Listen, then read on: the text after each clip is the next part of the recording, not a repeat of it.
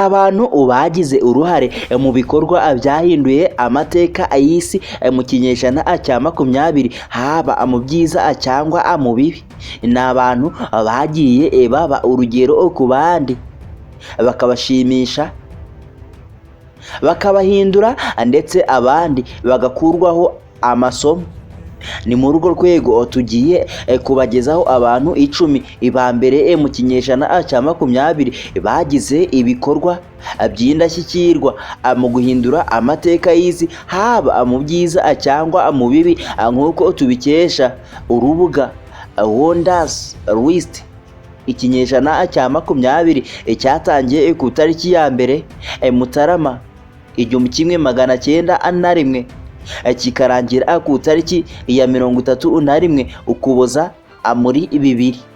Cyaranzwe n'ibikorwa bitandukanye byagize uruhare mu guhindura amateka y'isi, nk'intambara z'isi, kuvumburwa kw'ingufu za nucleaire, kujya mu sanzure, gukunda igihugu bikabije, guca ubukoroni, intambara y'ubutita, ikoranabuhanga mu tumanaho, iterambere ryo gutwara abantu n'ibintu, kugabanya ubukene, iyangirika ry'ibidukikije, gucika kwa zimwe mu nyamaswa ndetse n'ibindi. Twihuse reka duhere ku mwanya wa 10. Ku mwanya wa 10 rero turasanga Henry Ford. Henry Ford yari umunyenganda w'umunyamerika washinze uruganda rw'imodoka Ford Motor Company, ndetse akaba yaragize uruhare mu guteza imbere tekinike zo gukora imodoka nyinshi. Ku mwanya wa 9 Mohamed Al-Jinnah. Mohamed Al-Jinnah yari umwe mu bantu b'ingenzi baranze amateka y'Ubuhinde na Pakistan abigifatanya. Yari umuyobozi ukomeye, umunyamategeko n'umunyapolitike. Jinnah yabaye umuyobozi w'ihuriro Abahinde bose b'Abayisilamu kuva mu 1913 kugeza ubwo Pakistan yabonaga ubwigenge ku wa 14 Kanama mu 1947, ndetse aba guverineri mukuru wa mbere wa Pakistan kuva yabona ubwigenge kugeza apfuye. Muri Pakistan bamwita Qaid Azam, bisobanuye umuyobozi ukomeye, ndetse na Baba Aikwam, bisobanuye umubyeyi w'igihugu, Baba wa Taifa. Ku mwanya wa 8 Mao Zedong, umuyobozi w'impinduramatwara ya gikoministe y'Abashinwa, umuhanga mu bya politike. Mao Zedong niwe washinze Repubulika y'Abaturage y'Ubushinwa mu 1949, aho yayoboye igihugu nka chairman w'ishyaka rya gikoministe ry'Abashinwa CCP kugeza apfuye. Uyu mugabo wabashije kugira Ubushinwa igihugu kimwe, afatwa nk'umwe mu bantu b'ingenzi babayeho mu kinyejana cya 20. Ku mwanya wa 7 The Wright Brothers. Aba nabo nta gushidikanya ni bamwe mu bantu baranze ikinyejana cya 20. Abavandimwe Oliver Wright 19 Kanama mu 1871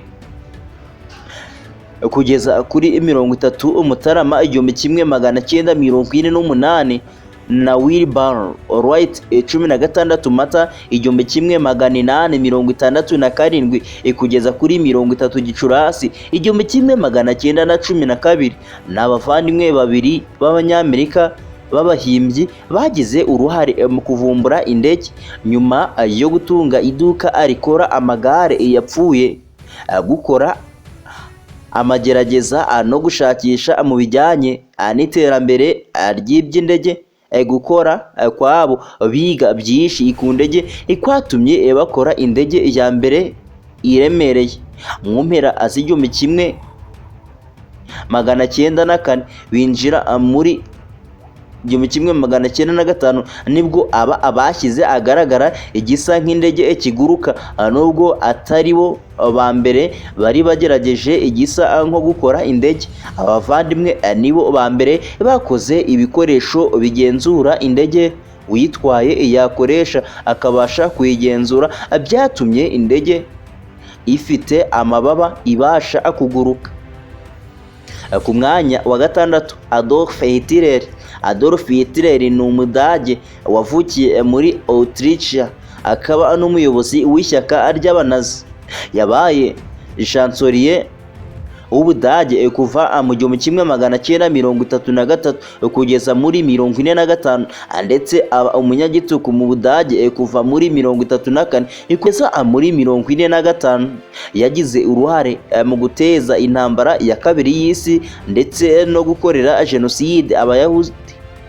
N'umwe mu bayobozi bavuzweho cyane mu kinyejana cya 20. Bivuga ko yapfuye yiyahuye nyuma yo gutsindwa intambara y'isi kuwa 30 Mata 1945. Ku mwanya wa gatanu, Winston Churchill. Sir Winston Leonard Spencer Churchill ni umunyapolitike w'Umwongereza wamenyekanye cyane kubera uko yayoboye Ubwongereza mu ntambara ya kabiri y'isi. Ni umuyobozi wakoze akazi ke neza, wabaye minisitiri w'intebe, umwanditsi watsindiye igihembo cya Nobel mu buvanganzo. Ku mwanya wa kane, Franklin D. Roosevelt. Franklin Delano Roosevelt yabaye perezida wa 32 wa Leta Zunze Ubumwe za Amerika kuva mu 1933 kugeza mu 1945. Yagize uruhare mu mateka y'isi mu kinyejana cya 20, ayobora Leta Zunze Ubumwe za Amerika mu gihe isi yari yugarijwe n'ikibazo cy'ubukungu n'intambara ikomeye. N'umwe mu bayoboye Leta Zunze Ubumwe za Amerika wafashe umwanya mu rutonde rwa perezida beza iki gihugu cyagize, waranzwe na demokarasi n'impinduramatwara. Yatsinze ingamba ebyiri zikomeye atuma Leta Zunze Ubumwe za Amerika ziva mu kwiheba, ashyiraho politike z'iterambere. Ku mwanya wa gatatu, Mahatma Gandhi. Ni umwe mu bantu baharaniye amahoro kurusha abandi ku isi wabayeho, akaba yari umunyapolitike w'ingenzi mu mateka y'Ubuhinde. Abahinde bamwita umubyeyi w'igihugu, Baba wa Taifa. Yagize uruhare mu guharanira ubwigenge bw'Ubuhinde kugeza bubonetse mu 1947. Agendera ku mahame yo kwanga gukoresha ubugizi bwa nabi. Ku mwanya wa kabiri, Nelson Madiba Mandela. Nelson Madiba Mandela wabaye perezida wa Afurika y'Epfo avuye muri gereza aho yari amaze imyaka 27 yafungiye, azira kurwanya ivanguramoko ry'abagashakabuhake muri Afurika y'Epfo. N'umwe mu bantu b'ingenzi baranze ikinyejana cya 20. Niwe perezida wa mbere w'iki gihugu watowe mu matora yahuriyemo amoko yose yaratuye igihugu. Ubuyobozi bwe bwibanda cyane mu kurandura umurage w'ivanguraruhu, ivanguramoko, ubukene no guharanira kureshya imbere y'amategeko. Umudari wa Nobel wo guharanira amahoro yahawe mu 1993 mu byatumye ajya kuri uru rutonde. Ku mwanya wa mbere, Albert Einstein. Albert Einstein wabayeho hagati 1879 kugeza mu 1955. Azwi